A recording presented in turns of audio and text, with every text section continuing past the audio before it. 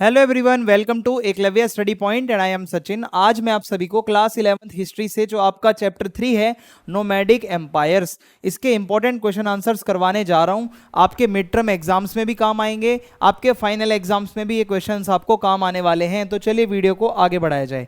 अगर आपकी कोई भी क्वेरी होती है तो आप इंस्टाग्राम पे मैसेज करके पूछ सकते हैं। यूज़र नेम आप सभी के सामने दिया हुआ है। और अगर आपको हमारे फ्री पीडीएफ नोट्स को डाउनलोड करना है तो उसके लिए आप हमारे टेलीग्राम चैनल से जुड़ सकते हैं, जो कि है क्लास 11 ESP। यहाँ पे आपको पीडीएफ नोट्स दे दिए जाएंगे। और हमारी वेबसाइट www.eklavyastudypoint.com को ज़रूर विजिट करना।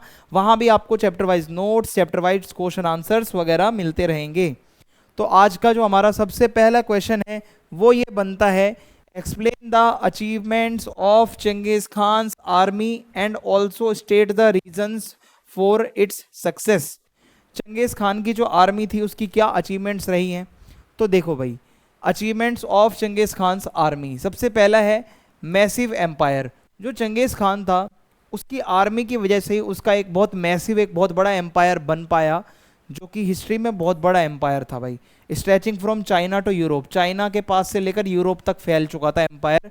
फिर दूसरा पॉइंट आएगा इसमें, कॉन्करिंग सिटीज़। देखो भाई, जो आर्मी थी इसकी, उन्होंने लगभग कॉन्कर कर लिया था मेजर मेजर सिटीज़ को and civilizations including the powerful empires of China, Persia and Central Asia.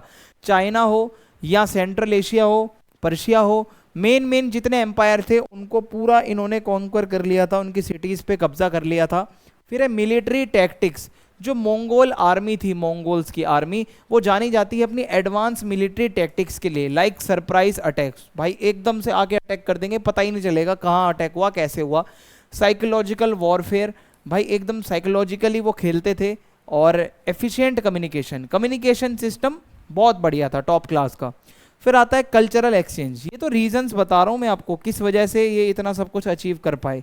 Cultural exchange होता क्या था, जब एम्पायर बहुत बड़ा होता है तो हर जगह का कल्चर भी अलग होता है। So their conquest connected different parts of the world. और जहाँ जहाँ पे भी उन्होंने कब्जा किया वो उनके अंडर में तो आ गया, बट कल्चर हर जगह का अलग अलग था। तो ट्रेड वगैरह भी वो लोग वहाँ पे करने जाते थे, और उससे क्या होता था, कल्चरल एक्सचेंज होता था across Asia and Europe. Asia का बंदा यूरोप की साइड जा रहा है ट्रेड वगैरह करने, तो वहाँ का भी कल्चर सीखेगा। फिर वो यूरोप वाला जब एशिया में आ रहा है तो यहाँ का भी कल्चर सीखेगा। तो कल्चरल एक्सचेंज की वजह से भी इसकी आर्मी को बहुत फायदा मिला कि अलग अलग कल्चर्स को इसकी आर्मी ने सीख लिया। रीजन फॉर सक्सेस, थोड़े और रीजंस जानते हैं। स्किल्ड हॉर्समैन, जो घुड़सवार होते हैं मंगोल्स के, वो बहुत स्किल वाले थे, और वो भाई बहुत क्विकली मूव करते थे, सडन अटैक करते थे एकदम जल्दी से जाके। दूसरा है डिसिप्लिन एंड ट्रेनिंग। जो मंगोल्स की आर्मी थी बहुत डिसिप्लिन्ड थी, वेल ट्रेंड थी, और बहुत ज़्यादा स्ट्रिक्ट रूल्स फॉलो होते थे। और मेन बात है भाई, चंगेज खान है तो वो खुद ही बहुत स्ट्रिक्ट था, तो उसकी आर्मी कैसे लूज हो सकती है। फिर है यूज़ ऑफ इंटेलिजेंस। जो मंगोल की आर्मी थी वो पूरी डिटेल्ड इन्फॉर्मेशन गैदर कर लिया करती थी अपने एनिमीज़ के बारे में, जिससे कि उनको प्लान बनाने में बहुत ज़्यादा मदद मिलती थी, वो सक्सेसफुली अटैक कर पाते थे अपने एनिमीज़ के ऊपर। फिर है अडेप्टेबिलिटी। जो चंगेज़ खान की आर्मी थी वो हार्श से हार्श कंडीशंस को भी, हार्श एनवायरनमेंट को भी अडेप्ट कर लेते थे, और इससे क्या है कि भाई कैसी भी सिचुएशन हो वो अपना बेस्ट दे पाते थे। तो ये कुछ रीजंस हैं। और यूनिटी बहुत थी इनके बीच में। The soldiers were fiercely loyal to Genghis Khan. एक तो लॉयल्टी बहुत थी भाई, चंगेज खान को अपना वो सब कुछ मानते थे, तो लॉयल थे, यूनाइटेड थे, जिससे कि स्ट्रॉन्ग आर्मी बनी, यूनाइटेड फोर्स बन पाई। ठीक है।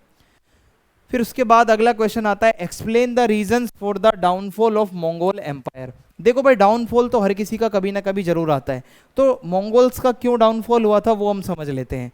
To large to control. एक तो मंगोल एम्पायर इतना ज़्यादा एक्सटेंड हो चुका था, बहुत बड़ा हो चुका था, जिसको इफेक्टिवली मैनेज कर पाना बहुत मुश्किल था। और होता क्या था कि बहुत जगहों को गवर्न कर पाने में बहुत डिफिकल्टीज आ रही थी।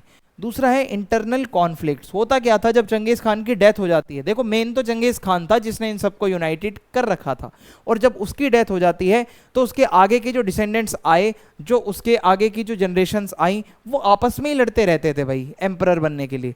तो होता क्या है, वो अपने लिए लड़ रहे थे, वो एक एम्पायर को एम्पायर समझ के नहीं लड़ रहे थे, वो अपना इंडिविजुअल बेनिफिट चाहते थे। फिर कल्चरल डिफरेंसेस बहुत आ गए थे, होता क्या है, जब एम्पायर वास्ट हो जाता है तो उसमें अलग अलग कल्चर्स के लोग रहते हैं, तो ऐसे में उन सभी लोगों के बीच में यूनिटी ला पाना बहुत मुश्किल होता है। जब डाइवर्सिटी बहुत ज़्यादा होती है ना, तो डाइवर्सिटी में यूनिटी बहुत कम कम जगहों पर होती है, वरना जहाँ जितनी डाइवर्सिटी होगी उतने कॉन्फ्लिक्ट होने के चांसेस ज़्यादा होते हैं। फिर उसके बाद है लोकल रेबेलियंस। अब मंगोल एम्पायर में लोकल लेवल पे भी बहुत सारे छोटे छोटे जो चीफ्स होते हैं वो रेबेलियन करने लगे, और इससे क्या हुआ, धीरे धीरे मंगोल्स ने भाई अपनी टेरिटरी खोना शुरू करा और उनका एम्पायर वीक होने लगा फर्दर फ्यूचर में चल के आगे। ठीक है, फिर इकोनॉमिक प्रॉब्लम्स भी बहुत ज़्यादा आ गई थी कि भाई अगर आपका एम्पायर बहुत बड़ा है तो उसको मेंटेन करने में पैसा भी तो लगेगा, रिसोर्सेज भी लगेंगे, तो इकोनॉमिक डिफिकल्टीज आ गई थी। पैसा कम है, ठीक है, और आपको बनाना है एम्पायर बहुत बड़ा, तो नहीं हो पाएगा ना ऐसे तो। फिर अगला है why the Central Asian nomads use to go to China. देखो भाई नोमैड्स के ऊपर भी क्वेश्चन आ सकता है, थोड़ा इकोनॉमी से जुड़ा हुआ क्वेश्चन है ये। जो नोमैडिक लोग होते थे, इधर से उधर चलते रहते थे, वो चाइना में क्या करने जाते थे, आइए समझते हैं। तो सबसे पहले उनको ट्रेड की अपॉर्चुनिटी अच्छी मिलती थी चाइना में। The nomads were part of the silk road trade network. जो नोमैड्स लोग होते थे ना, वो सिल्क रोड को जानते थे। सिल्क रोड एक ऐसा रास्ता था जो बहुत पुराने समय से यूज होता आया है ट्रेड एंड कॉमर्स के लिए। तो होता क्या था कि वो चाइना और यूरोप, ईस्ट यूरोप कनेक्टेड था। तो होता क्या था, they traded goods like horses, fur and their resources for Chinese silk, tea and manufactured goods. ठीक है, यहाँ पे क्या लिखा है कि दे ट्रेडेड, किस चीज़ का ट्रेड होता था, सामान में क्या क्या आता था, लाइक हॉर्सेस, घोड़े हो गए, फर हो गए जानवरों के, and other resources for Chinese, ठीक है, silk, tea and manufactured goods. तो ये सारी चीज़ें होती हैं जिसका वो ट्रेड करते थे, ये आप समझ लेना, आपको लिखना पड़ेगा, ट्रेड होता था। फिर है pasture and resources. Central Asia के जो नोमैड लोग होते थे, नोमैड कौन होता है, बेसिकली अपने जानवरों को लेके जो इधर से उधर घूमते रहते हैं, चरवाहा, घुमंतु जिसे हम कहते हैं। तो वो क्यों जाते थे कि भाई सेंट्रल एशियन नोमैड जो होते थे वो पूरा डिपेंड होते थे अपने जानवरों के ऊपर। तो उनको बड़े बड़े गेजिंग लैंड्स चाहिए होते थे, ग्रेजिंग लैंड्स, जिसको हम घास के मैदान कहते हैं। ठीक है, घास के मैदान चाहिए होते थे। तो ऐसे में फिर वो चलते चलते चलते चलते उधर चले जाते थे। तो sometimes they move toward China in search of better pastures. तो अच्छे घास के मैदान की तलाश में वो चाइना की तरफ चले जाते थे, और वाटर रिसोर्सेज और to escape harsh conditions in their homeland. Mongol में ना कभी कभी कंडीशंस काफ़ी हार्श हो जाती थी, वेदर जो होता था, तो ऐसे में भी नोमैड्स लोग चाइना की तरफ चले जाते थे, और वाटर रिसोर्सेज भी चाइना में अच्छे थे, दैट्स वाई। फिर है मिलिट्री रेड्स एंड प्लंडर। अब देखो कभी कभी जो ये जो नोमैटिक ग्रुप्स होते थे ये रेड भी कर देते थे भाई। कैसे होता था, चाइना में जब ये जाते थे तो ये वहाँ से पैसा चुरा लेते थे, खाना चुरा लेते थे, बाकी के रिसोर्सेज भी चुरा लिया करते थे। क्योंकि जो नोमैड्स लोग थे वो बहुत स्किल्ड हॉर्समैन थे, क्योंकि भाई जानवरों के साथ ही इनका दिन रात का रहना था, तो घोड़ा चलाना इनको अच्छे से आता था, वॉरियर भी ये थे। जिससे क्या है कि ये एक बहुत तगड़ी फोर्स बन चुके थे और रेड करते रहते थे, इन्वेड करते रहते थे। ठीक है, इस वजह से चाइना में जाते थे। नेक्स्ट क्वेश्चन है, which title was conferred upon for declaring Chingis Khan as Mongolians leader. ये क्वेश्चन अगर आपसे पूछा जाता है टाइटल के बारे में, ठीक है, तो आप इसमें क्या बताओगे, the title conferred upon Chingis Khan when he was declared the leader of the Mongol. क्या टाइटल मिला था चिंगिस खान को, वो था चिंगिस खान, जिसको आप चिंगिस खान भी लिखते हो, ये इसका टाइटल था। असली नाम क्या था, तेमुजीन। अगर आपको याद हो चैप्टर में मैंने पढ़ाया था, तेमुजीन से चंगेज खान, समुद्री खान, ओशियन खान। ठीक है, ये सारे टाइटल्स इसको मिले थे। और the title given to him in 1206 at a kurultai. Kurultai का मतलब होता है अ मंगोल काउंसिल या असेंबली। जो मंगोल लोग होते थे उनकी एक असेंबली होती थी, बड़े बड़े मंगोल लीडर्स आके बैठते थे, वहाँ पे चंगेज खान को एक टाइटल मिला था ये वाला, और इसका मतलब है यूनिवर्सल रूलर, जो पूरी दुनिया पे रूल करता हो, राज करता हो, या फिर ओशियनिक रूलर, जिसको हम कहते हैं समुद्री खान। ठीक है, तो ये इसका नाम पड़ा था एक असेंबली में। ठीक है, जो मंगोल्स के बड़े बड़े लोग आए हुए थे। सो ये क्या है, इससे पता चलता है वो कितना सुप्रीम उसकी अथॉरिटी थी। सभी मंगोल्स की जो ट्राइब्स थी वो यूनाइटेड थी, उसको अपना लीडर मानते थे, और इसी की वजह से एक मंगोल्स का वास्ट एम्पायर खड़ा हो पाया। नेक्स्ट क्वेश्चन है, who was Genghis Khan, evaluate the role of Genghis Khan and Mongols in the international history. Genghis Khan कौन था, उसका क्या रोल था अगर आपसे पूछें, तो चंगेज खान जिसका ओरिजिनल नाम था तेमुजिन, वो एक बहुत ही बड़ा ग्रेट एक एम्परर रह चुका था, मंगोल एम्पायर का रूलर था और फाउंडर भी वही था। और उसने बहुत बड़ा एम्पायर बनाया अपना, यूरोप से लेके चाइना तक लगभग उसका कनेक्ट होता था। तो अब अगर आप यहाँ पे देखोगे 1162 में इसका जन्म हुआ था in the Mongolian steppes, Mongolia के पास जो स्टेपीज हैं वहाँ पे इसका जन्म हुआ था।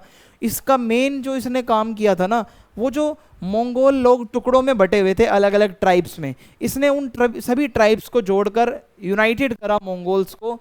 और उसको जो टाइटल मिला था 1206 में वो था Chengiz Khan, means universal ruler, पूरी दुनिया पे राज करने वाला। और उसने central Asia, middle east, Europe का पार्ट और चाइना का कुछ पार्ट, इसने ये सारी जगहों को कॉन्क्वेस्ट कर रखा था, यानी कि अपने कब्जे में ला रखा था। फिर है यूनिफिकेशन ऑफ मंगोल ट्राइब्स, ये मैंने आपको पीछे भी बताया है कि भाई जो अलग अलग नोमैडिक ट्राइब्स होती थी उनको यूनाइट करके एक पावरफुल मिलिट्री फोर्स बनाई चंगेज खान ने। और इससे क्या है, एक स्टेबल और एक सेंट्रलाइज्ड लीडरशिप मिली, ठीक है, जिससे क्या होता है जितनी स्टेबिलिटी रहेगी वो एम्पायर उतना स्ट्रांग रहेगा, और जितना हो सकता है सेंट्रलाइज्ड होगा तो वो एम्पायर और स्ट्रांग रहेगा। तो इससे क्या होता है कि बहुत बड़ी वो अपनी मिलिट्री कैंपेन्स चलाता था। फिर है मिलिट्री इनोवेशंस, चंगेज खान जो था वो जाना जाता है अपनी मिलिट्री स्किल्स के लिए और उसकी टैक्टिक्स के लिए, स्ट्रेटजीज के लिए, क्योंकि उसकी जो आर्मी है वो बहुत फ्लेक्सिबल थी, हार्श से हार्श वेदर में भी लड़ लेते थे, डिसिप्लिन्ड आर्मी थी, वेल ट्रेंड आर्मी थी, ठीक है, और बहुत वो इनविंसिबल थे, उनको हराना बहुत मुश्किल था। और वॉरफेयर को भी उन्होंने बहुत ज़्यादा बदल दिया, उनकी जो टेक्निक्स थी वो बहुत नई थी। Establishment of the Mongol empire, अब चंगेज खान का एक यहाँ पे और रोल ये था कि चंगेज खान के ही नेतृत्व में, अंडर लीडरशिप में, the Mongols conquered vast territories, बहुत बड़ी बड़ी टेरिटरीज को इन्होंने जीत लिया।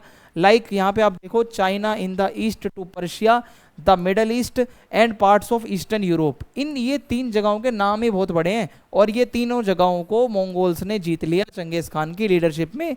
और इसके अलावा यहाँ पे आप कह सकते हो कि एकदम नई पॉलिटिकल बाउंड्रीज बन गई, बहुत वास्ट एम्पायर फैल गया। तो मंगोल एम्पायर को ढूंढने का, इस्टेब्लिश करने का जो क्रेडिट है वो इसको ही जाता है भाई।